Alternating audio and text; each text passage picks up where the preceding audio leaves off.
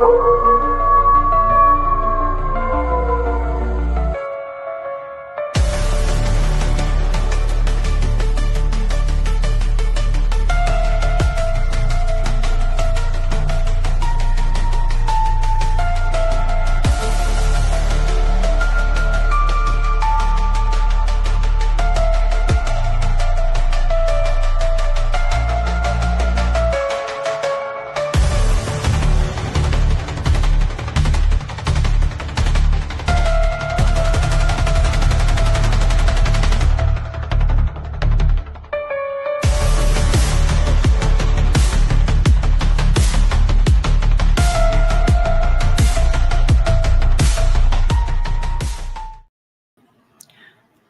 good afternoon, everybody. It's the Cryptid Huntress. I'm Jessica Jones. I hope you guys are having a wonderful day. I hope you had a great weekend. I had an exciting weekend, y'all. I did a little secret operation I didn't tell you guys about. I didn't tell anybody about it, actually. I was out there with the, CW Operations and Survival Team out in the deep woods of the Deep South over the weekend. And we had so much activity, including I ran into this Bigfoot right here in the chat himself, Mr. Wendell, Bigfoot 911. I ran into him this weekend. Hey, Wendell, thank you for being here. And I actually snuck up on him in the woods, as a matter of fact. So, we did a little operation this weekend, and gosh, we had so much activity. I would love to get the guys on here at some point, maybe this week, to do a full debrief on what happened to us out there, including, let me tell you, Saturday night, we had a large tree that fell down right beside our base camp that night. And a couple of us got hit by infrasound, or what we believe was infrasound. And so we're going to get into a really deep discussion today on infrasound here on the channel. I do have Barry Littleton in the studio with me today. We're going to bring him up in just a minute. And we're going to have a full discussion on infrasound and other things, of course, that happen. It's very important as field researchers. I see some of y'all are field researchers here in the chat, but we're going to get into the symptoms of it. And we're also going to talk about the cryptid infrasound versus the technology like Medusa technology, which I have done some research on today. And it's important that we get this information out to people who are going to be out in the field, especially around Dogman, werewolves, and Bigfoot. All right. So if you guys would like to follow along with my shows and check out the archives of all of my shows, please go over to my website. That's thecryptidhuntress.com. I need to update that website, but it's coming. I've been really busy, and it may be updated. I don't remember, actually. I've been gone all weekend. But anyways, go to my website, and you can find my social media links there, as well as my Patreon and my shop. It's called War Woman Goods over on Etsy. Thank you guys so much for all your support. It means the world to me. Let's see. I do have an event coming up. I will be at the Super Soldier Activation Conference coming up this week, actually. If anybody is interested in that, I'm sure they're probably still selling tickets to that. But that's down in Orlando, Florida. Yes, I will be in Orlando this week at the Super Soldier Activation Conference. So go to supersoldiercon.com for more information on that. And I hope to see you guys down there. Man, I am busy. I'm a busy bee right now. So, all right. Well, let's get to our show, shall we? Barry is working on getting back into studio. We're both having technical difficulty today, just a little bit. And I want to give a shout out to all of my crew that was out in the woods with us this weekend. Y'all are awesome. I hope everybody got home safe. I'm sure some of them are still driving. We had guys that came down from Maine. We had Kevin from The Weird Ones Are podcast came from Maine. We had Riley from Midwest Mythos podcast. Y'all seen them both on my channel before. And we had, gosh, all the guys down from Tennessee. It was awesome. It was really awesome. It was definitely worth the drive. I'm going to say that trip was worth the drive. And I also want to give a shout out to Stacy and Brian, who were out there, as well as Wendell. Some of our neighbors turned out to be our neighbors that were camping down the way, and ended up having some really interesting. They had the same activity we had pretty much up there where their camper was, And on Sunday, I was sent some pictures. We're going to show one of those footprints, one of those tracks from our friend Stacy. She and her husband were camped out where we were, and they heard the tree fall and all that. Okay, and we got howl recorded. We've got a possible werewolf hunched over running across the road, y'all. It was wild. It was wild. Okay, well, let's get in our show. Today, I am actually going to recount some of the experiences that I had over the weekend in the CW operations and survival team field operation that we had. I'm going to say an undisclosed location, but y'all can probably figure out where we were just from having Wendell there. Okay. But anyways, Harley Owens and I both were struck with what we believe was probably infrasound.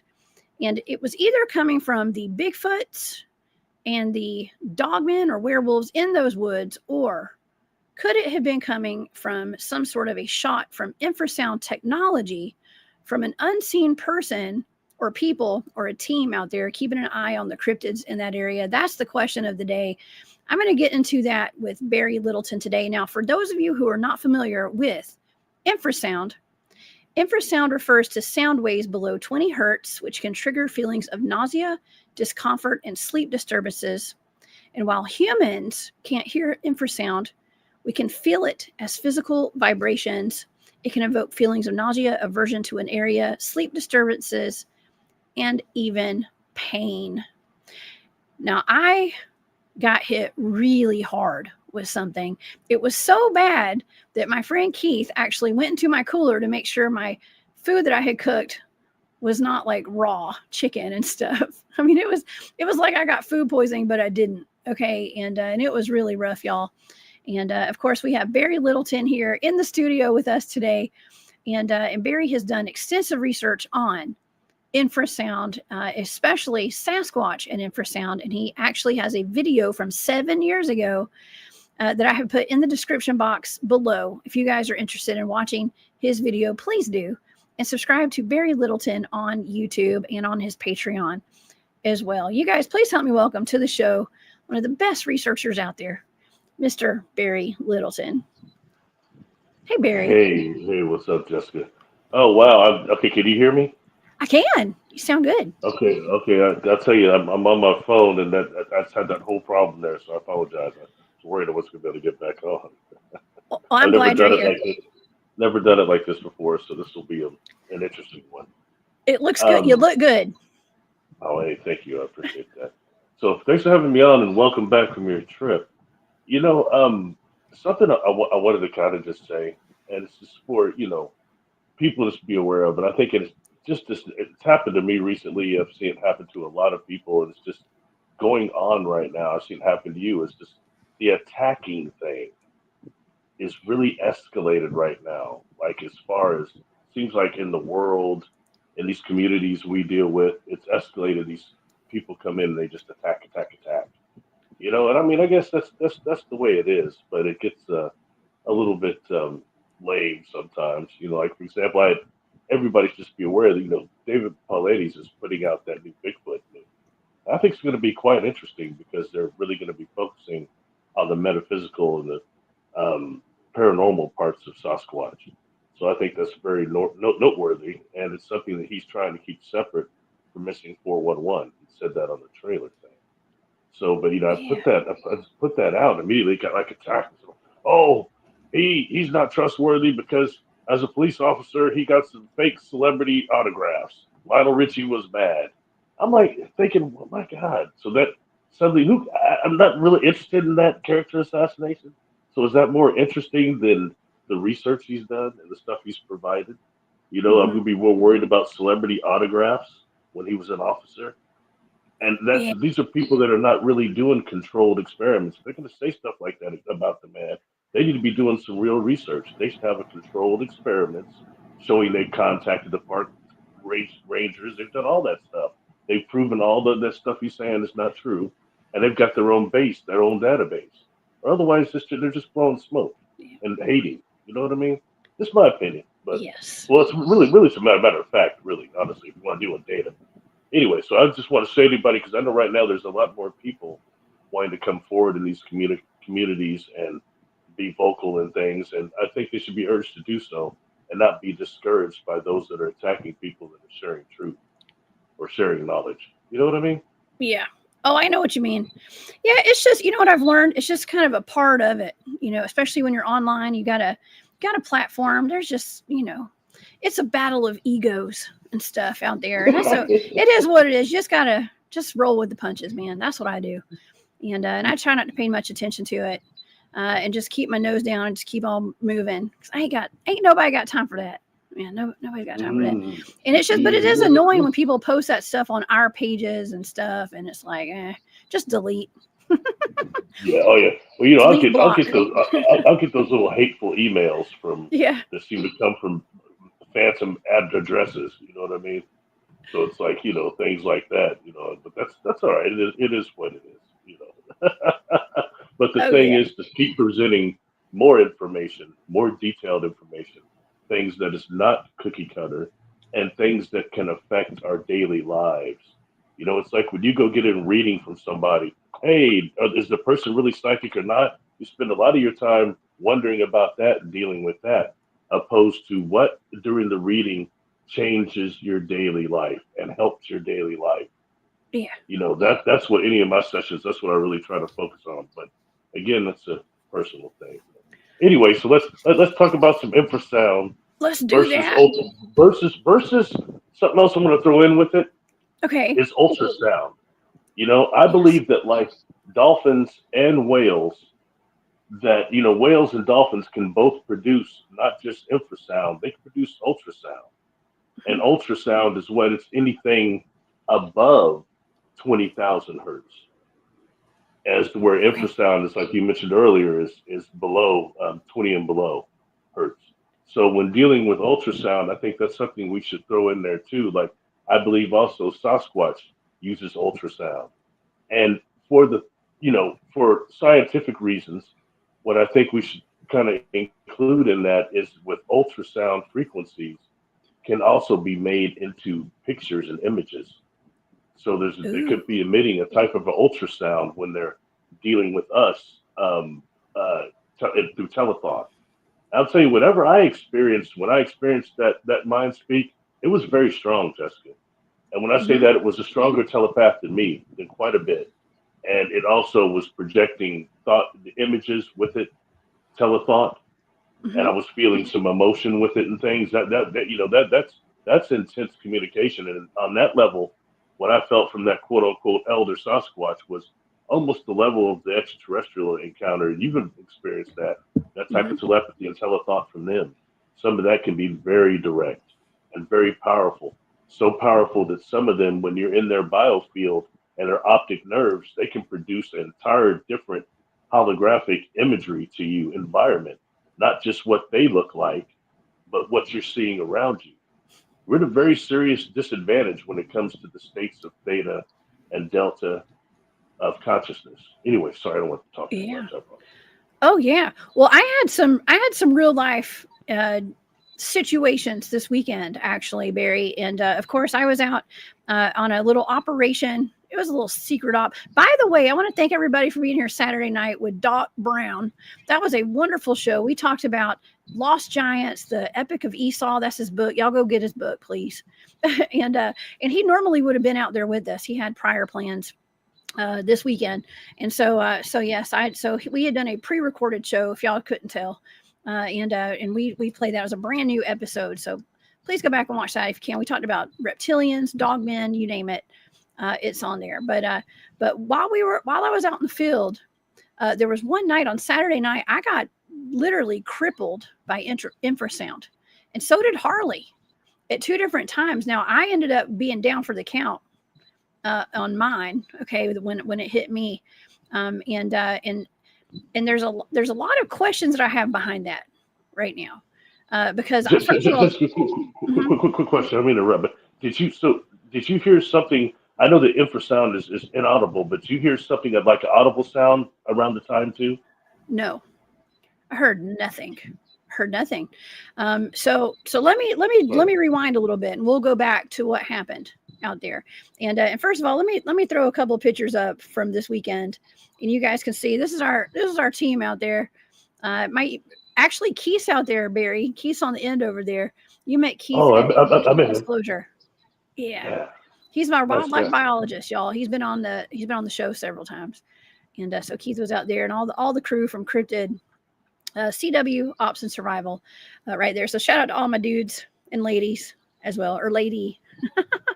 And but anyways, okay, so we were at this area where there have been multiple Dogman sightings. There are multiple Bigfoot encounters out there, potential werewolf sightings.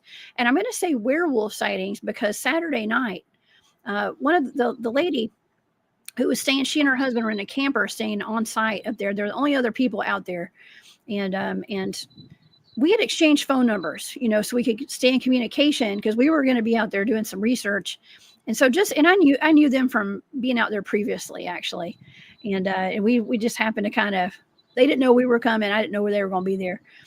But we exchanged phone numbers so we could message each other if there was anything that happened, because they were actually staying beside an abandoned campsite. Okay. And then this is not the abandoned campsite. I have some pictures on my social media, but this is an abandoned campsite. It's rather new. Okay. It's only been there for maybe a month or two, I think. It wasn't there back in June or July when I was there. But it just happened to go there. Somebody put this up sometime after I had been there. Okay. During the summer. And this is all of this stuff is like new equipment. It's not cheap. Okay. There was food that was uneaten there. It could have been like a hunting. Oh, that's my spider. Forgot to put that in there. That's a beautiful spider, by the way, y'all. Lots of creepy stuff out there. But Barry, there was this abandoned campsite there, and the DNR, the game warden or whoever had put, some kind of park ranger had actually put a notice out there that they were going to, somebody needed to get their stuff or they were going to come and throw it all away soon. And because they'd been there for a while. But whoever left it somebody had left a note saying, hey, this is free for whomever needs it or wants it. But the theory was, well, maybe somebody had been run out of there in the middle of the night because they left all their stuff at this campsite. And of course, people have been there and been picking through the stuff and like taking items. And I mean, there's a note that says, take our stuff, but nobody really knows whose it is, who it belongs to. And there's, considering the cryptid activity out there, people have hypothesized that they got scared out of there in the middle of the night and never came back to get their stuff. Okay, because we know about all these abandoned campsites, DNR. Thank you, Iron Bear. They were actually really nice to us this weekend, though. Okay, very nice. And yes, we were camping overnight. Yes, Andrew, we stayed a couple nights out there. So there's this abandoned camp. We know there's a lot of Bigfoot activity. There's been a child. I'll go ahead and tell you a short story. Okay, with one of the encounters out there. That I don't think I've ever told the story because I didn't know it. But there was there was a child, they were having like a little camp out there.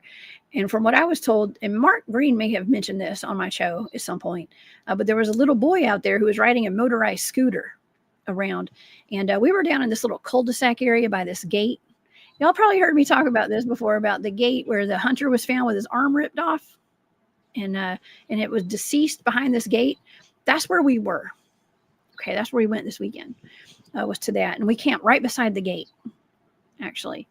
And you said it was a hunter? A hunter? Yes.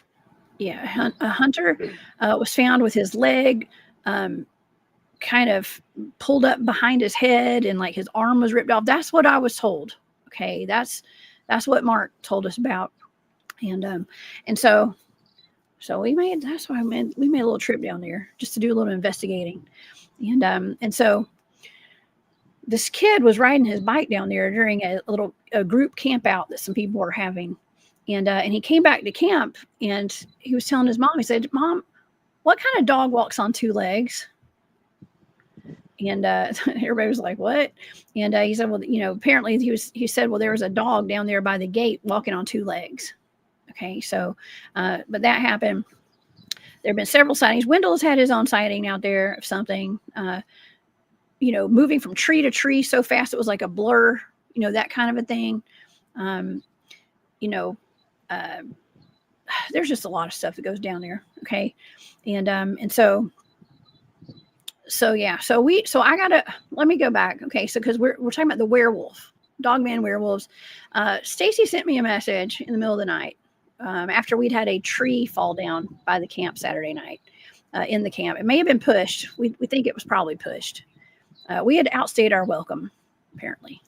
Okay. But she said that she'd seen a dark figure hunched over and run across the road by that abandoned campsite. And I got that message after the tree had fallen. Well, I was already laying down in my I was in my, where I was sleeping. Okay. And because I was really sick, I had been hit with some kind of infrasound, right? Twice, by the way. One time when we were up in a meadow, and the second time was when right before the tree fell, Barry. Right before the tree fell, I got very, very sick.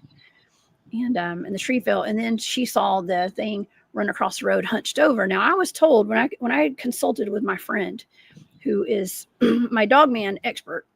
Okay, I'm just going to call him that. He said, well, that was probably not a Dogman. It was actually probably a werewolf. Because Dogmen run upright, werewolves are hunched over, he said. And he actually went on to tell me that, because my understanding. Hold on.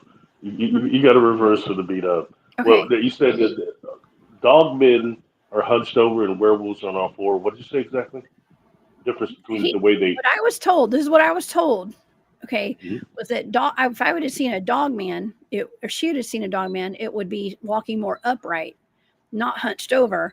That the werewolves are the ones that are hunched over because of their spine. They have different spines, apparently, than a dogman.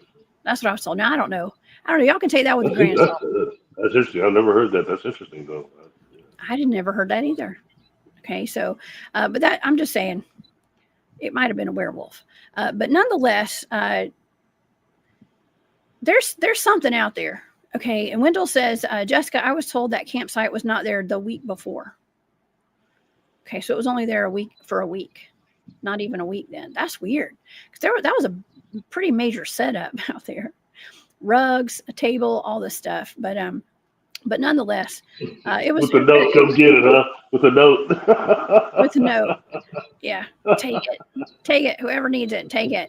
But I'm thinking, like, if somebody had been run out of there too, like, why would they have had time to leave a note? You know what I mean? So, a lot of weird questions around this. Okay, but gosh, I guess I need to go. Let's get into the infrasound talk, okay? Because when let me kind of lead up to what happened, and we're going to get into when I got hit, when Harley got hit. And then we're going to go into the possibilities of what that infrasound or what that hit was and why we would have been hit by that. Okay. So on Saturday night, the guys had gone up we have two fields up there, and like, they went up there ahead of us, and Keith and I stayed back and went later. Okay. We got up to we didn't know who all was up there at that hill yet. And so Keith and I we went dark. That means that we didn't have any flashlights on, no headlamps, no nothing. We were walking in the pitch dark by ourselves, hiking into this meadow. Okay. And so the guys were already up there, but we didn't know where the guys were exactly. And so we had our radios, but I couldn't understand what anybody was saying on the radios. I'm sorry. I just couldn't. So I was like, screw it. We'll just go up there. And so we got about halfway up there to this first meadow, and we started seeing flashlights in the woods over on this one area where there were a bunch of tree structures and stuff that we had been looking at earlier that day. And we were thinking that it was those guys. We were like, oh, it's just them. They've got their white flashlights out, and didn't think a lot about it. So we were like, well, we'll leave them here. We're just going to keep walking up to this meadow. And when we got up to the top, we were two meadows. We got up to the top meadow. All the guys were there. And we were like, well, who is that down there with those lights? And they were like, well, we thought that was you. We thought that was y'all. And we're like, no, we thought that was y'all. Are you sure? And they're like, no, we've been practicing, no lights up here. And they've been dark, just like we were dark. And so we were just kind of perplexed. It's like, well, who are those lights down there? Like, where do they come from? And about that time, Harley was up there, and Harley was not feeling well. And he was like, everybody was saying, well, Harley got hit by some infrasound. And apparently it made him kind of angry, and he got nauseated pretty bad. And so we're sitting there talking to Harley, talking to the guys and stuff. And I got this feeling to like walk over to the side of this field. I'll show you a picture. This is where I was, but it was in the middle of the night. Okay. This is late at night, but this is during the daytime. This is one of those fields. And I actually walked up to the back corner that you see, if you look straight ahead, 12 o'clock on that picture. I walked up there, like towards where the ridge line is. And as soon as I walked up there, I was kind of like by myself away from the group. And I started getting a massive, massive migraine headache. And in my mind, I was thinking, well, I'm just dehydrated. I just must not have had enough water today. And I've I don't know, a hoodie. So I was like kind of hot. And I was thinking, my rational brain is saying, well, I'm just hot. And then I started crying, Barry, for absolutely no reason on this earth. I started sobbing by myself, to myself. I didn't want the guys to know. I was over there crying. And I had this massive pressure in my head. And I felt this huge rush of emotion all over my entire body. Was just like, ugh. And then I started feeling sick, like completely, like I was going to throw up. I didn't know what to do with myself. I was like, what the heck? And it just so happened, Keith thought that I was whispering his name to come over there. And so Keith walked over to me because he heard me saying something under my breath, and walked over there and saw that I was crying. And he was like, are you okay? And I was like, I don't know why I'm crying. I was like, I have no reason to cry. And he was like, well, and I told him I had a headache and I wasn't feeling good. He goes, oh, it sounds like you're getting zapped. He's like, come out, let's walk down here. And so we kind of walked back down to where the group was. The group was leaving at that point, and Keith and I stayed behind. And it kind of subsided a little bit when I walked away from that area. And we stayed up there for a good while, but we ended up having to leave because I felt so sick from that. And I had been completely fine before that. But let me tell you, all the things that went through my head, Barry, was like, did I eat bad food? Did my sausages go bad that I had?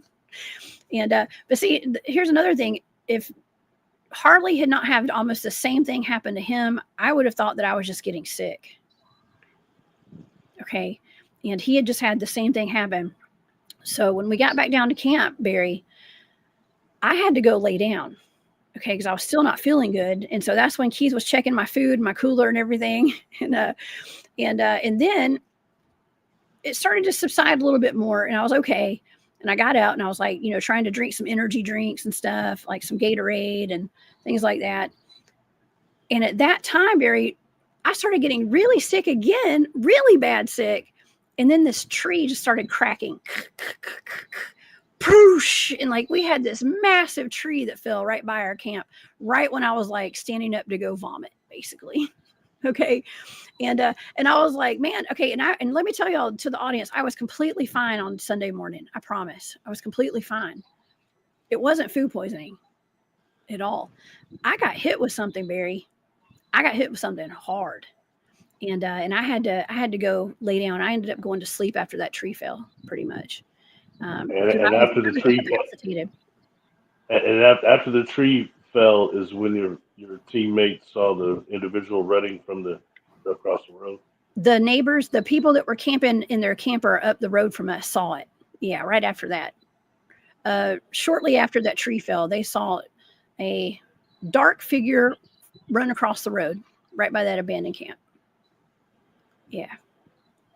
It was wild. It was wild. What do you think about all that, Barry? Well, first thing is, it seems like when you entered a certain area, you were not welcome and you got zapped there. But, I had thought that for, purposes, that what if it was a directed energy weapon attack type of thing? Yes. But then, which could, that could account for what you experienced, and also the tree itself falling. It could have got hit with one of those weapons. Okay. They do that. I know that. But the fact that someone was seen running away at that point kind of makes you wonder if it was done by, an individual. I don't know where the break on it was, but we, a human hybrid, maybe. But Yeah. as far as what you experienced, that's alarming. It sounds very targeted. Number one, and what I pick up though is a lot of these. I think you're on a major portal active area there, like you've mentioned. Yes. But I think that maybe there's a situation too of if you've got a bunch of family of Sasquatch like that, you might be getting too near the youth, too near the nesting parts or something. That just comes to my mind as you told me that. I keep thinking of that. Like you're getting kind of almost the eight men of Mount St. Helens treatment in a way like that. Yes. But that zapping that's interesting, but that's very targeted. You know what I mean? And you said that two other people got sick too. Just me and Harley Owens. Yes. And I'm sorry, I got a little confused. Were you both in the same location? I know Yes. you We said were you got sicker close. at the other place, but We were close. He was at the first field. There are two fields, and there's one at, like, you come to one when you're going up the hill, and there's one field, and then you keep going past that one, and there's another bigger field. And he was at that first field where actually when Keith and I were walking up, we had our thermal. Keith had his thermal out and his thermal imaging device, and he saw two hot. It was like two heat signatures, but we determined we thought they were trees. Okay, something super duper hot. That was standing there in that field. There was nobody out there because they had already moved up to the second field. The guys had, but we did see some heat signatures in that first field in the tree line. And then my experience was actually at the next field, and Harley was standing up there by the time I got up there, and he was still feeling nauseated at that time. And so yeah, and it's really interesting that you brought that up about the juvenile or the having a child there, right? Maybe a Bigfoot child, because that was actually what I was told was going on there. And that was I've actually had a couple of people tell me that there are Bigfoot families there, and there's at least one baby Sasquatch there, and they're very territorial, very protective of that child, and they don't want people around it. And it could have been that. I mean, it absolutely could have been that. We got too close. You've worked with me for a while now. We've done a lot of work together. So, Yes. out of the things you just said in that last couple paragraphs there, what do you think really stood out to me? Like wham, like a spider sits tingling. What do you think it is you just said that really caught my attention? The babies. I don't know. Maybe it's the babies. You said that when you went up there, he had the thermo out, And we saw and two then he signatures. caught two things, and then you determined that they were probably trees. Trees. Oh, yes, they could be portals too. I mean, Oh not man. just that, but think again about the Sasquatch tree connection. And when we Yes. start dealing with them using trees to manifest or using that to do these dimensional jumps or whatever we want to say, however we want to term that, what they're doing, this dimensional frequency jump that they're capable of doing, okay? And that the fact that they're perhaps using trees to do it, Mhm. tying in to our buddy, Mr. M.K. Davis, and what he had suggested. And I'm going to add to what he said a little bit, which is that he thinks that they're using tree knocks to really awaken the spirits of the tree, to awaken them to hunters and loggers in the area and things like that, and invasion. But Mhm. I think what they're doing is, I kind of, you and I've discussed this before. I don't think they're physically knocking the trees either. Most of the time, I think they're using their throats. They're using that, and they're actually using. That takes us into also infrasound and ultrasound. They could be using to awaken trees in that way. But not just that. You and I have discussed Mhm. scientifically, if you have these beings able to make portals or use the portals or shapeshift or any of the things they're doing, where are they getting the energy for it from? Mhm. Where are they, even if they're doing it in the energy body or the dream body, where are they getting that from? But that takes us into the things that your team has seen about radiation. And certain trees have a great deal of natural radiation, like granite does. And supposedly the Sasquatch can only use a tree so many times before they exhaust the tree. They can use it a couple of times. Is that the natural radiation that the tree has also they're using? This is food for thought. At the same time, they can be used in there. You're in an area where they'd be practicing infrasound and ultrasound. I think they're like dolphins and whales. They can do both. Okay, and real quick, I'm sorry, I'm getting too hyped. I can't hardly see myself, like I'm back in some hole. Something that had happened, to me when I I thought that I had got tagged by one of those beings. Is that they produced that type of a ultrasound and the infrasound to tag you as well. All right, not just injure but tag. But I think they could be using that to awaken the tree also, and using that as a power source. I'm not saying I'm right, but this is definitely food for thought.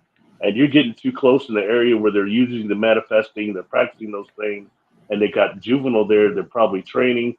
Very dangerous place for people to be. They're not going to want you there. That's So right. I mean, just food for thought. It's very interesting.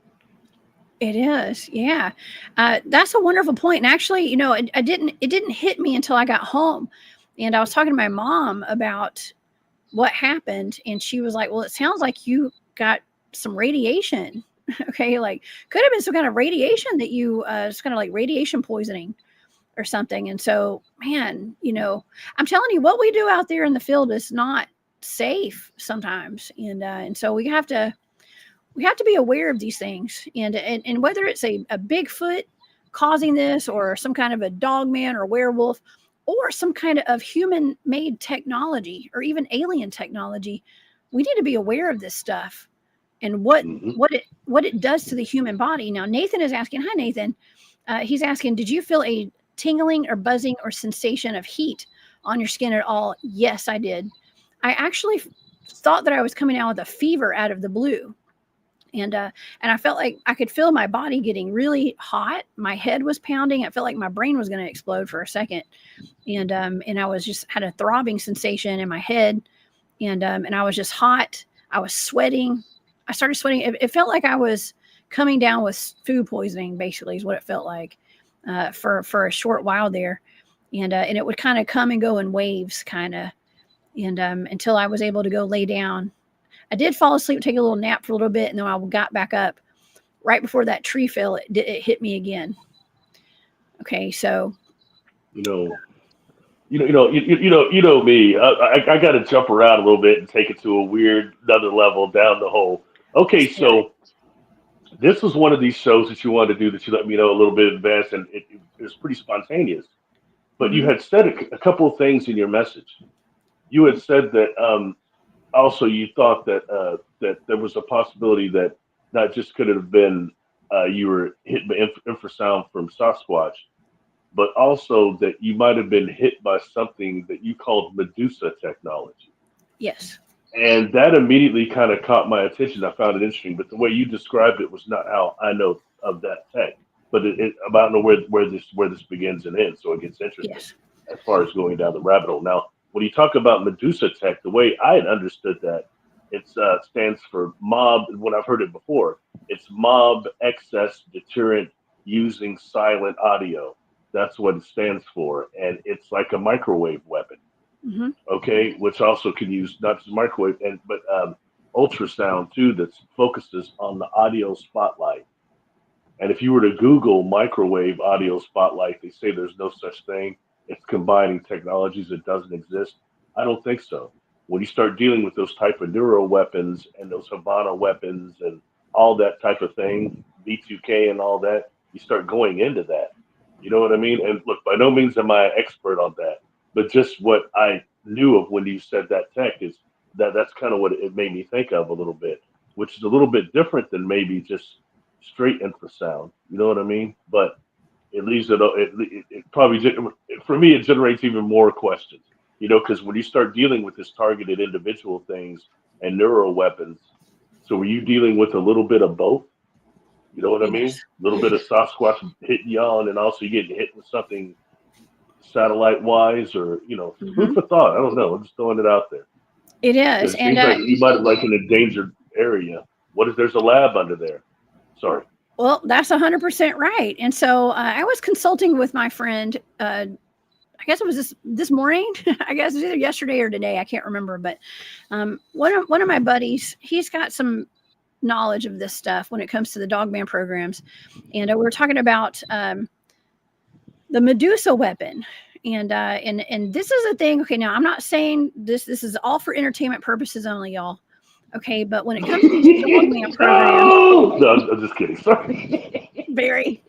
All right, listen. When it comes to these Dogman programs, this is okay. This is what I've been told. Okay, is that that it's very much sounded as though I was in an area where a program was going on. There's some kind of program. It's an active area where something was being hunted, which was most likely not Bigfoot. And I kind of was like, we were in their territory where these things were actually being hunted by human squads of people.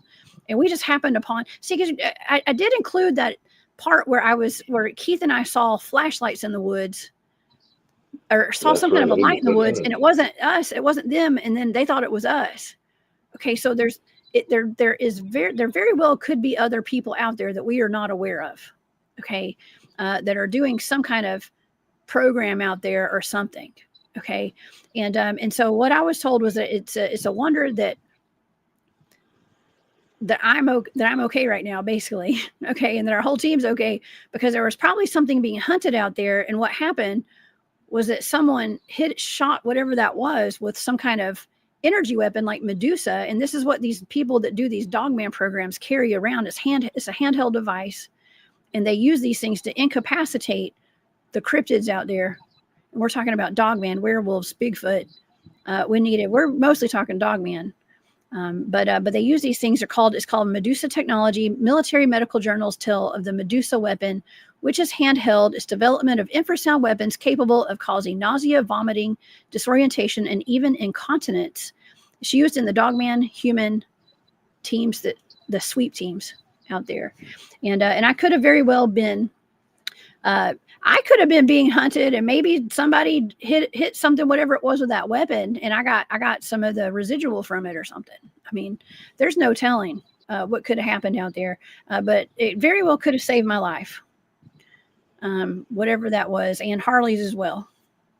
So, and I'm just saying, sometimes Hold on. What could have saved your life? What are you talking about? getting hit with this, or with that infrasound. Or maybe whatever it was out there got hit with infrasound, and it was about to get us, and somebody hit it with this infrasound. I mean, I'm just putting theoreticals out there, Barry, because we don't know what happened. To be honest with you, I think this is a pretty good one. I mean, as far as incapacitating cryptids, that's not the first time I've heard that. Mm-hmm. Them using weaponry, something of that nature, or ultrasonic weaponry to disable, similar to the ones like the weaponry that disables the whales in the sea and turns their tails turn like those whales. What are they? Pilot whales? All those ones that beach themselves a couple of times. Their whales, their tails were turned to where they would swim like fish, like sharks, Mm-hmm. and they don't. Whales, their tails go up and down. They're different. So something happened that turned their tails, and that's probably doing also some ultrasonic weapon. Also completely disrupted their sonar, and people just kind of forgot about that happened. Because it's deep sea, I guess, technology. Oh, but yeah. I think you're dealing with something similar out there. Nothing you said sounded. Put it to you like this: it doesn't seem anywhere nearly as preposterous as the meteorite with the fungus from swimming around in the in the local pond. Anyway, but Hey, don't discount Panama. I'm just kidding. But seriously, but what you're talking about has got substance to it. I mean, you experienced something, Mm-hmm. and that type of weaponry, like when your friend had mentioned, whether it's the type of Medusa he's referring to or me, it's still it's a weaponized form. I've heard that before. Mm-hmm. And either way, it's bad. You know what I mean? So that, but it makes sense, kind of like the same way they would be using certain technologies to bring down some of these craft that would be these crypto-terrestrial craft, or these beings that live on this planet with us, or maybe from, it gets really into that. And to be quite honest, let's kind of face something, okay? Y'all, you start to catch a lot of attention, okay? It's not just people, audience people. Spiritually, there's a whole invisible thing going on. And you've done a whole bunch of targets. And if people really like, even just, you've done tons of RV targets to go beyond just you and I. And you and I have done 84. So, but you start putting all that together data-wise, you do start developing a very good data trail, and it starts putting together a lot of pieces of the puzzle. May not be all of it, but certain things that you and I have worked up come up again and again, just like that underground base thing. And is that something else going on there? Is that why they're releasing them from up above and then they're hunting and doing that? It gets really, it gets sticky, doesn't it? It does. I just realized we've got Stacy in the chat today. Hey, Stacy, she and her husband were camping right above us. Thank you for being here, Stacy. If it's okay, I'd like to show that one of the pictures of that footprint by the abandoned camp, and it belongs. They sent me that. So, Stacy, let me know in the chat if that's okay if I show that picture today. And I'm super excited that you're here today. Thank you for being here. Hey, I had a question too. Okay. Now that you look back at it, and you said you had seen those lights that you thought were the other people, now that you know it wasn't them, does it still feel like those were people? We don't know. I don't know. Keith and I actually pondered over that a lot. We even on the way home yesterday, like we followed each other to a little fast food place on the way out to get some food, and we sat and talked. Keith is he's my OG Bigfoot research friend. He's on my original team, Enigma Research Group, and he taught me a lot about what I know about Bigfooting and tracking and survival and all that out there. And so I very much value his thoughts and opinions and his expertise. There's Keith, me and Keith and Harley. Right there. Is he the one that gave me this CD? Is that him? Yes, he is. That is. Okay, I thought so. Yeah. Yeah, so that's Keith right there, and Harley, and so very much value his opinion, and we really did. We're trying to think, well, could it have just been a mistake, and maybe somebody flipped on their light, up there without knowing, and the other people didn't see it? I mean, absolutely, it could always be, researcher error, basically. It could be, but everybody was coincidences. The old saying about that. I doubt it. Yeah, well, you never know. So, but it clearly looked like flashlights, and we don't use white lights out there usually. I don't. Keith and I don't. Some of the guys that were out there might have, maybe they'd briefly. But see, the thing was, like where they were at, they were elevated really high, and we saw those lights down in a valley, kind of like down in a crevice, where these Bigfoot structures had been, and there was literally nobody down there. Where Keith and I we were sure the entire crew was right down there because we were hearing noise, and it was almost like we just knew they were there because we saw their lights. So we were shocked to see them up there at that top field when we got there. And they were shocked to see us because they thought that we were down there in that valley, in that crevice. So how close to where you got sick was it to the abandoned campsite? Well, it was a pretty good ways actually, because we were up in the field and you had to like go down the hill and then go up. It was a pretty good ways. I mean, as the crow flies, it wasn't that far. Like if you were to fly there, like above the trees, it wouldn't be that far. But to get there, it was a pretty good ways. Yeah. So, but anyways, I don't know. Let me talk about this Medusa technology real quick. Okay, while I've got this out. Okay, so Medusa, in case you guys are not familiar, I know Nathan had put something in the chat about the Medusa technology, and they talk about this Medusa technology actually being handheld. Okay, but it can also be. I mean, it's like military grade infrasound weaponry. Okay, military grade. Now this is it's supposed to be non-lethal, but that's bull crap. In my opinion, I don't think, listen, there have been studies done on all this infrasound, these energy weapons, and y'all know that it can vibrate your organs to death. Okay, depending upon how strong it is. And I got to say, I got if that's what happened to me and to Harley, we got a mild dose of it, and it sucked. Okay, it was That image horrible. you just showed, is exact. I've done videos, and that's the image is supposed to be. That's exactly one of those things that's on those tanks and stuff that creates the Havana syndrome. They say looks just like that. The picture images I have. That's Oh yeah. interesting. I'm trying to think if I was on my computer, I could just look it up. I'm pretty sure I've got Medusa in my database. But yeah, that's interesting, and yeah, and and it takes us into I'm not trying to be preaching nothing, but yeah, there's one of them. You better be. Yeah, I've got that one on my video actually. Hmm. You might want to be careful. You know what I mean? You might Oh going yeah. out these places and you all are starting to catch attention, and when it gets to stuff like that, you're getting hit with infrasound. That's getting really dangerous and above the pay grade. You know what I mean? It is. Well, Sorry, well, here's the just thing being too. honest. For all this is the police officers using acoustic weapons and things like that too. I mean, it's becoming more and more common today, and we do talk about targeted individuals, Barry, and how some people, I mean, they have devices that are so precise they can just affect one person out of an entire crowd. Okay, so and we're talking about man-made weaponry here. We're not talking about Bigfoot and Dogman weapon. However this infrasound works with them, we're talking about what humans have. And you mentioned the Havana syndrome, and I even found this. I don't know what this is, but this is from World War I technology. This is some kind of sound technology, or maybe it's just horns. I don't know what that is, but when I was looking Kind of up the looks familiar, but infrasound, I can't tell you exactly what it is. Wow, I was looking up infrasound technology, and that came up, and that's from World War I.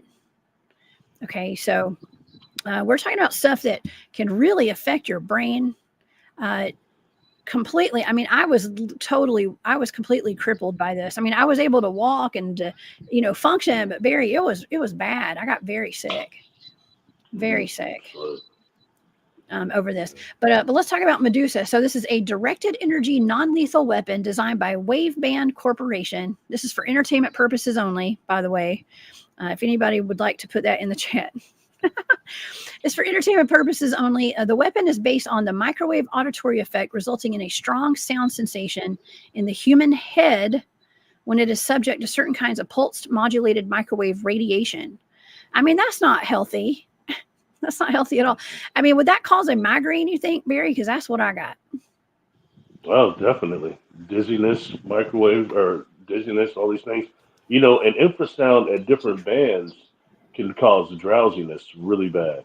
Ultrasound, not Yeah. as much, but infrasound can cause drowsiness as much as sickness. So it's another thing to think of when you see a craft and all of a sudden you get real tired, or you get tired in the presence of Sasquatch and things of that nature. Yeah. It's food for thought on that, definitely. We've talked about that where my entire team will just go to bed. We'll all turn in for the night when we have like major activity happening in our base camp. Okay, so I I've had clients that have the triangle will come up and they're suddenly in sleep paralysis because they weren't actually asleep, but they're just laying there with everybody else that is. They see that thing come up and suddenly they're having sleep paralysis. Then they're on board that thing, observing everybody else almost walking around like in comatose sleepwalking almost.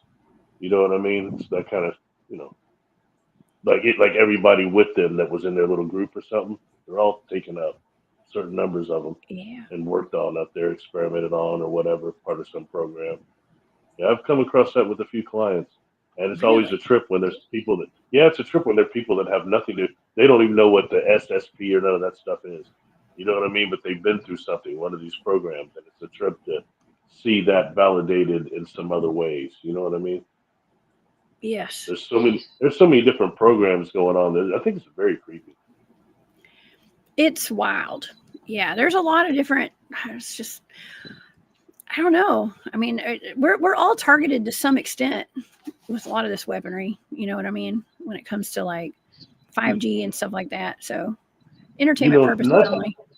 not just that. And it's this entertainment. We're having so much Yeah, fun. I know, It's right? better than a toy. Better than getting on CompuServe back in the day. Does anybody remember CompuServe? Wish I would have bought some stock in that. Anyway, Yeah. going, it's when dealing with this also, their ability right now to inundate the human body with semiconductors, microscopic, nanoscopic biosensors and semiconductors and things that are implants and nano dust and with nano dots on them and things that we're ingesting with these clouds and of these this smog and all this other stuff. I mean, it's very easy to get a body so saturated that they can access you with these neural weapons much easier. And it's a trip because right now I've been working with some people, and it's different when they show you these scans from this technology that's called nonlinear junction scanning technology, and how it can pick up these biosensors and these semiconductors in people's bloodstreams. Okay, and then they're starting to be able to trace that back to their place of origin. That's really, really where that's at right now. And I wish more people knew about that, was aware of that type of scanning technology that goes beyond just sitting there with somebody that's telling you in the session that they're going to remove these implants from you, and it's like something that is nothing physically done. Some of this stuff has to be removed physically. But right now is the time where people need to, start having entertainment purposes only awareness, Yeah. and knowing that's going to end up in the court. So protect your neurocognitive right. Wow. You know what Wow. I'm saying, Jessica? Let's Yeah. keep it at 100 because we know this Yes. stuff is real. I don't want to talk about, when you and I met at the Journey to Truth conference for the second time. It was a great conference too. But, I kept wondering, like, whatever in my life now, nothing happens by coincidence. The creator summons me people, it directs me places. It was always like that. But after I died in that accident, it got like amplified. I go nowhere by coincidence. And I kept wondering, like, why am I being summoned to this conference when I'm not an SSP person? You know what I mean? But it was to meet those targeted individuals. And Yeah. like you and I said on other shows, I won't go back and do it now. Try to get down on some chicken. I got introduced to the first SSP person there, or not SSP, sorry, targeted individual person that was there. And I mean, it was intense. That lady was intense. She Remember, was. I remember. I just kept eating. I was just listening. We were And eating I our mean, the chicken. first, Yeah. yeah, Yeah. which was pretty good. It was But it was, delicious. but it was interesting, and that was one of several I would meet at that conference. I've been to others where people would like say when certain people were talking, they were getting hit with the neural weapons. There were Hmm. satellites were hitting the conference and things like that. And I didn't. I took it a little bit serious, but not as much as the interaction I got at that JRT conference with some of those individuals Yeah. that are not people that are well known, but they're being targeted. You know what I mean? And it's Mhm. anyway. Sorry, it's interesting, and I just hope that what we're talking about now just gets people more aware about neurocognitive law and to really make that known for yourself. So in case something happens to you, you can get one of these scans, find out their entertainment purposes only their originators, and then put those people in court and hold them accountable. Because otherwise, there's no one being held accountable for the neuro That's weaponry at right. all right now. That's right. And they're experimenting on anybody and everybody. It just happened to you, and this happened to you before at one of the conferences, did it not? You got sick at one of those. Yes. I mean, and so they're Yes. trying to shut people up in that way. You know what I mean? Yeah. Well, it's interesting that it was just me and Harley that got targeted too. I don't know what that's about, but I mean, maybe because we're the ones that were more tuned into something out there. I mean, I don't know.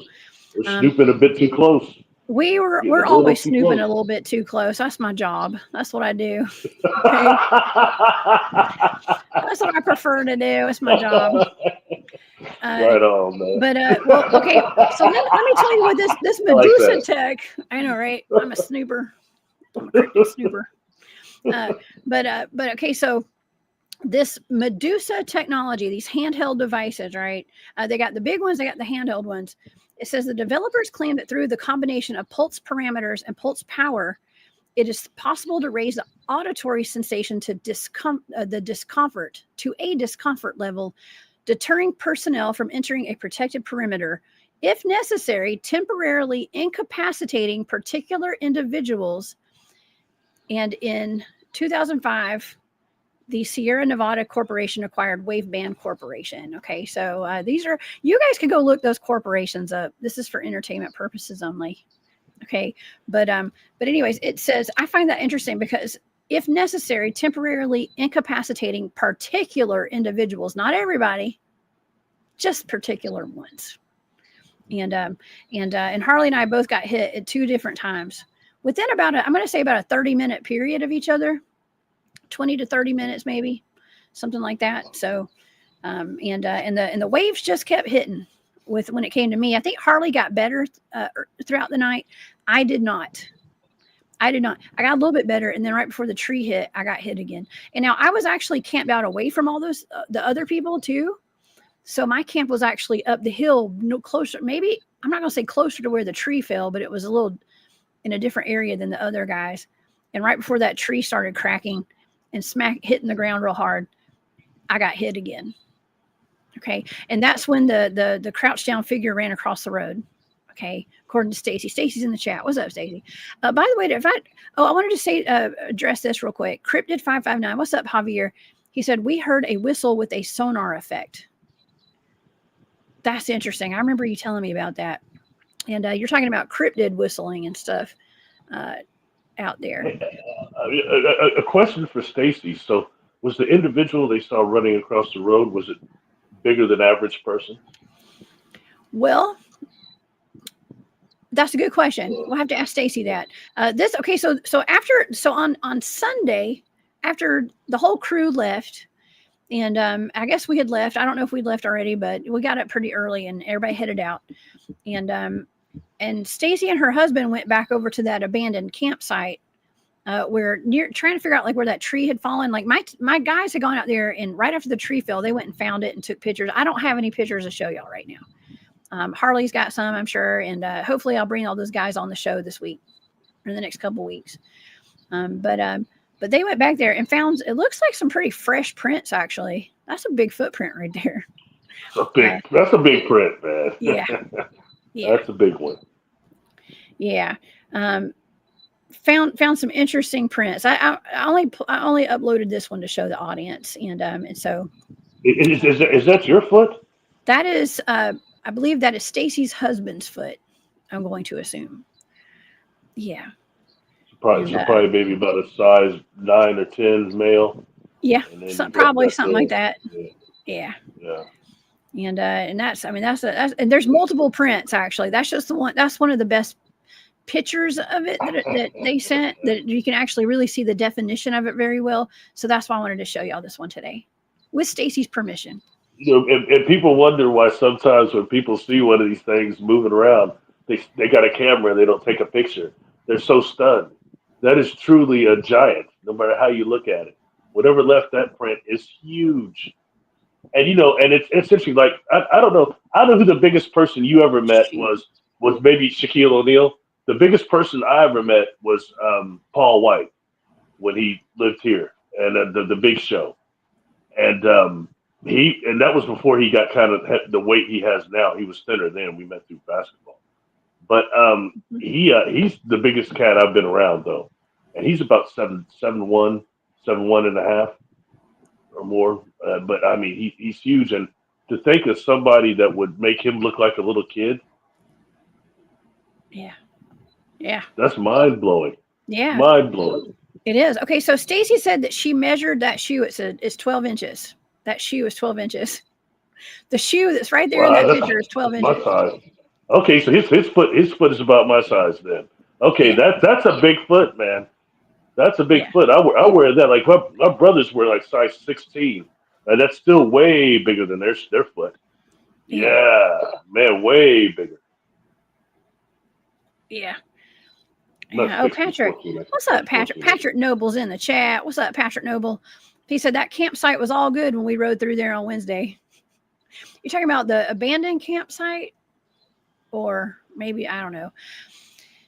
This was right beside the abandoned campsite, right behind there. There's actually a trail that they walk down the trail. There's a big game trail right there behind it. And there's several different game trails that go throughout there. Thank you, Patrick. I saw it. It says yes. And there's several big trails throughout there, and it's a wonder, man. That was like my favorite place to go investigate so far. I love that place where we were, but so much activity out there. It was ridiculous. I mean, it was like, pardon my language, it was balls to the walls cryptid activity all weekend. It was. So, but yeah, thank you, Stacy, for letting us show that. And she said it was every bit twice the size of his shoe. That'd be like 24 inches, at least. I did a little bit of work, and I met this lady at a conference years ago. Erica Lukes is her name, and she spent a lot of time at Skinwalker, and I met her actually at the Ascetti Ranch, probably 2017, I think it was. And she says about Skinwalker and about Ascetti too. She's convinced that where you have that high paranormal activity, like those two places have, that they're government testing places. I'd say, and yeah. I think it's the trip, because it just shows that also that it was already previously active before it became that. You know what I mean? So it's it's food for thought. Henry says the print is a 15-footer at least. Something that was like 15 feet tall. That's pretty big. It's a Bigfoot. That's for sure. That's why they're called Bigfoot, I guess. I know I've got jokes, I guess, but that's why they're Bigfoot. Yeah, that's a Bigfoot right there, though, and that's a great. I do have to ask, how did they get it that that's a 15-footer? What measurement does that work on? I'm just curious. I mean, I don't know. That's awful big. How do they know it's not a 12-footer or 10-footer? I mean, it could be. I mean, who knows? You can usually tell just by the inches. I mean, like, look, I personally. I'm not saying it's not. I'm not arguing. I'm just wondering how that works. I'm not very good with math, so it's beyond me. But. I personally, listen, here's the funny thing. I've got the biggest feet out of all the women in my family, and I'm the shortest. Go figure. Really? Yeah. Well, actually, my mom's shorter. My mom's I was going to ask you. So you're the shortest woman in your family, really? You stand at what, about 5'9"? You're about 5'9", aren't you? I'm 5'8", something like that. 5'8". Yeah. Okay. Yeah. And but with heels on, I'm over 6 feet. Okay.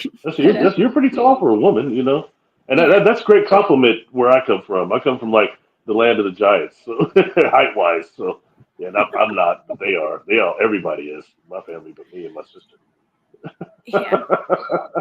Oh yeah. But so yeah, I mean, Wendell's asking, did we find the tree that fell? Yes, we found it immediately. Right after it fell, the guys found it. I was kind of incapacitated in my camp because I had gotten hit by something with some infrasound or something. And but they ran straight to it. And they were actually trying to find whatever, because see, okay, here's another thing too. There were some trees in there that had fallen.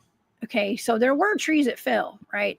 But let's just consider, when you consider all of the moving parts of the situation that we had going on out there, it is not as likely that was not pushed over, okay, by something. Now, could it have been a natural tree fall? Yes. It always could be a natural fall, okay? There were other trees out there, like old trees, that were dead, especially the dead trees that had fallen. But here's the thing: there was no wind like that was going to push a tree over, and the tree was not dead. I don't see any reason for that tree to have fallen on its own. Okay, and yes, I did see the pictures of it the next day. I don't have the pictures to show y'all. I think Harley has them, and I bet you anything they'll be posting those on social media soon. just give it a few minutes, or give it a day or two. And we'll get those pictures out there. We actually do have a recording. I have it on my Instagram, my social media, that Harley and Brian took out there of a long howl. And when I say howl, it's either a Bigfoot or a Dogman. There's nothing else that could be out there. We're going to try to get that recording cleaned up a little bit so we can. Harley and Drew have put that out into the public, but we're going to try to maybe find somebody to clean that audio up so y'all can hear it better. So on that tree, so no signs of like lightning or burn or anything like that. Just straight like It it just fell. just fell over. It was, man, I tell you what, hearing a tree fall right by your camp, and this was a big tree. It was a big one. It wasn't no little tree. It was a big one. And just hearing it crack and then crack some more and then crack, and it's like, oh my, I was actually worried because I was sitting in my truck and I was like in the back of my truck. I had like a little pallet. So I sleep back there sometimes so I can lock my doors. I can lock myself in there at night, depending upon where we're at. And I was laying back there just not feeling good. And I had been overcome with that wave of infrasound or something. And hearing that crack, I was bracing for impact. I thought it was close enough to hit my truck. That's what it sounded like. Yeah, it didn't though. Yeah, it didn't though. Let's see. Stacy said there was actually both prints, but the other one was not as defined. There's a distance of about 3 feet in between the prints. Thank you, Stacy. Yeah, there's other pictures too. I just showed that one picture, but they had 3 several. feet. That's a pretty good stride still. 3 feet between. It's a good stride. Yes. Wow. Yeah. Yeah. That's somebody I'd be all right not running into in the forest or in the city for that matter. Yeah, and this is a good point too, Chicky Blue. Chicky says maybe they zapped the tree first before they zapped you to make sure things work. Could that tree have been, okay, we're going to go with all these options. It could have been a natural fall, yes. It probably wasn't, but it could have been, yes. Did a Bigfoot or a Dogman knock it over, or a werewolf? Maybe. I don't know. Did somebody use some sort of a weapon to knock it over? Some kind of sound frequency weapon? Absolutely that too, I would assume. I mean, I don't know. But it fell. Remember, at the very beginning, we kind of discussed that. I mentioned that kind of just doing by elimination, just following the clues. You had mentioned that she had seen, I can't remember her name, was Hillary? Donate your friend in there. Anyway, Stacy. She said that Stacy, sorry about that. Yes. That she had seen the person after the tree fell, that person running across the street. I think you asked her what their size was. I can't remember what she said, but yeah, that kind of just makes it, because I thought maybe it might be a directed energy weapon hit also, But I have seen actually one of my clients, and it's weird, they're from here, the one that had that Sasquatch cave thing going on.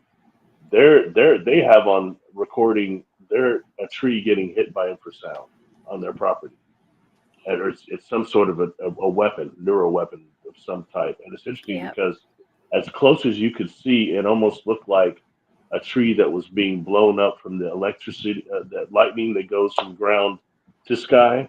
You know what I'm talking about? I can't think what they call it, but it looked almost similar to that. But it was just odd the way it busted. It was very bizarre. And this individual swore that they've had other trees on their property that they thought had been struck in a similar way. Mm-hmm. So it's, just, food for thought on that again. But yes, Chicky Blue, it was a warning. We were getting warned. I got laid out that night. I was like, I have never experienced that, not to that extent ever, out in the field. Where I just got completely crippled, completely handicapped would be the word. Okay. And it was very disappointing because I was wanting to stay up all night and do my run through the woods. But it's almost like, I don't know. I mean, there was just another force out there that was like not allowing me to do that. And it was probably for my own safety.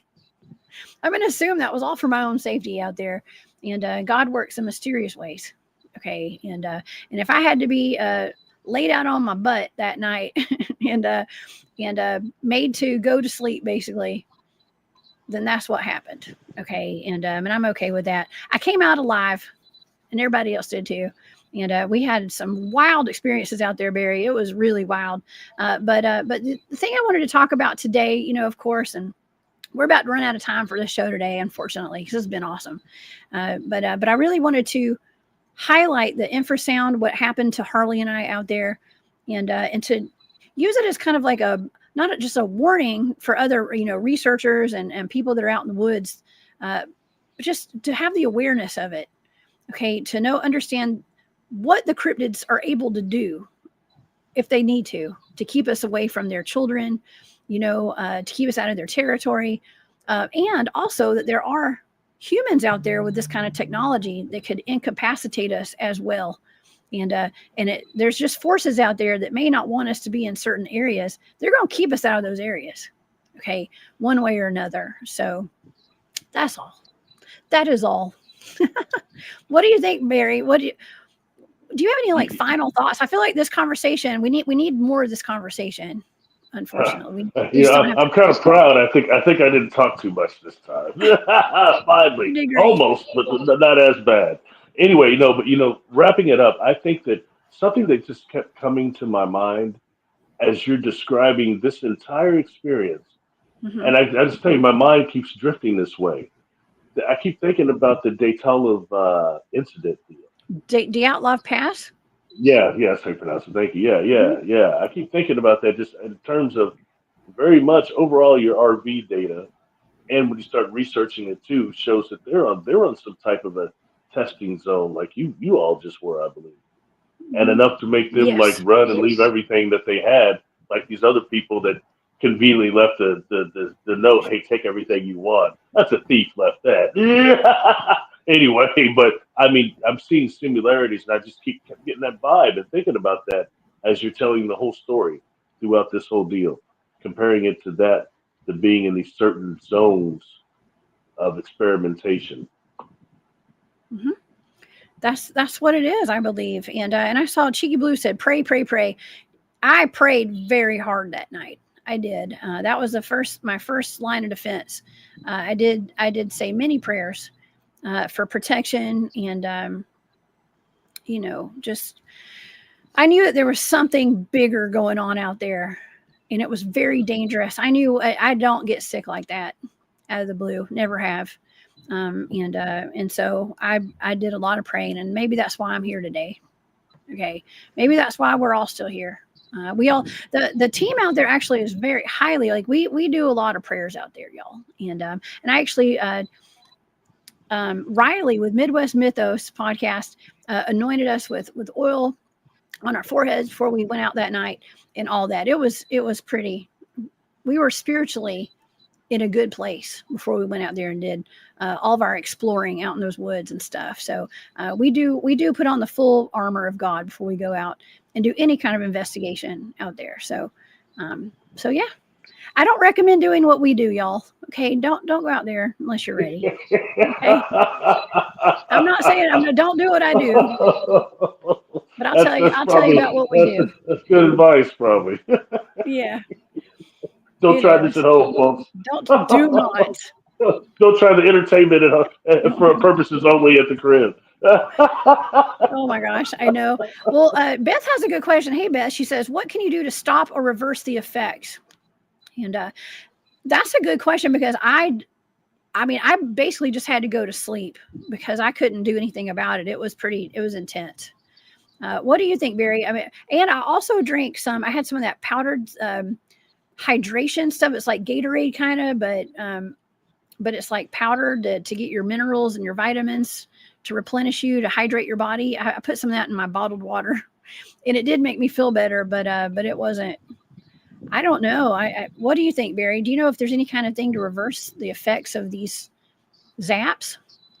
I'd agree with what you just said. And there was also those formations for those things that are called Geniso crystals, which are the forms of certain forms that bend certain electromagnetic fields around your biofield and things like that. MWO oscillator, multiple wave oscillator, but they're things like that, antennas and shapes that you can set in that might help rejuvenate your biofield.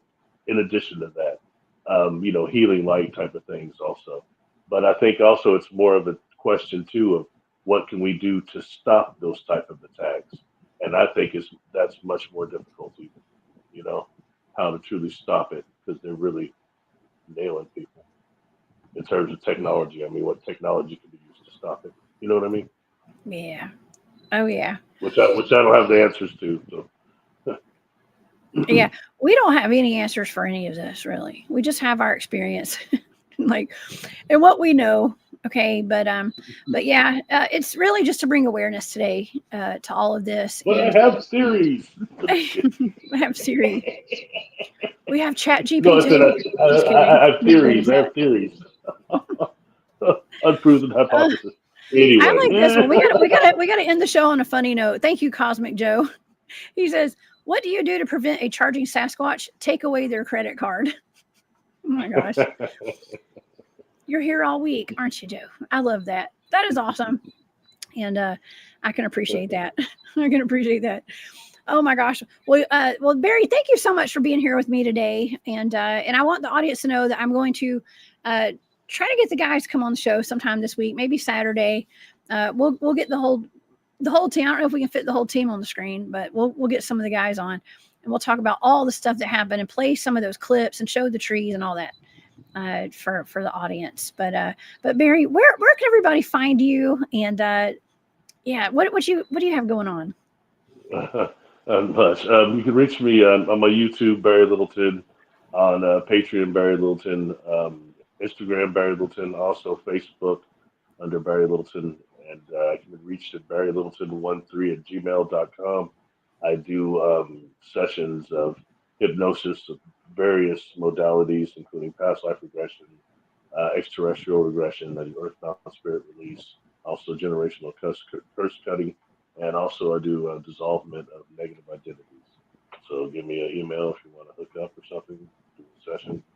And that's about it. Not much more than that going on. Sweet. Awesome. Well, Barry, thank you so much for joining me today. You always have such wonderful input. Oh, thanks for having me on. I didn't feel like I contributed that much this time, so thank you. You did. Thank you to the audience. I can't see the chat at all, so I'm kind of disabled over here. Very hot on the trail. Yeah. Well, you know what? It was awesome. I think we got the gist of it out there, and of course, I have a ton more information. And so you guys do your own research on the infrasound, and hopefully I'll get Harley. I will get Harley on here soon, y'all, and we'll get Harley on, and we can talk about his experience with the infrasound hit that he took as well. And if I get any more information, I will share it with the audience. I promise y'all, I will. And so thank y'all so much for being here today. We have the best chat on the internet. We really do. By the way, glad you're feeling better, and I'm sorry you got sick and that happened to you. So.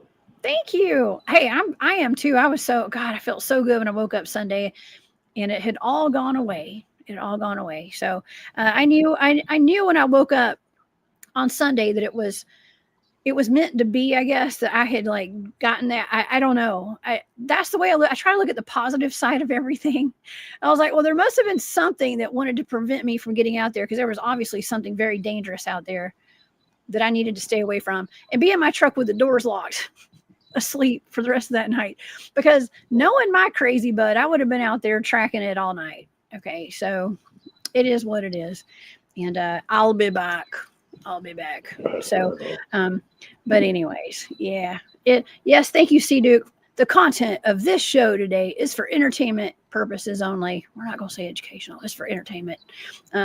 So yeah. Well, I want to thank everybody so much for being here, and y'all please stay safe out there. We're out there chasing monsters, so y'all don't have to.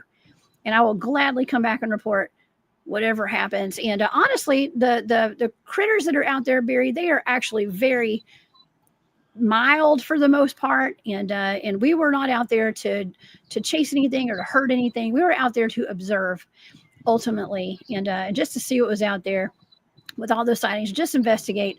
And boy, did we leave satisfied with what happened out there. It was great, knowing that we were a little step closer to seeing these dogmen and stuff out there. So y'all have a wonderful day. I will see y'all back here on Wednesday at 1 p.m. Eastern with another great show. You guys have a great day. Don't live in fear. Keep your head on a swivel. And live in awareness. See you, Barry. Y'all have a wonderful day. And all right. Let's see. Find a button. All right. Bye, y'all. Bye, Barry.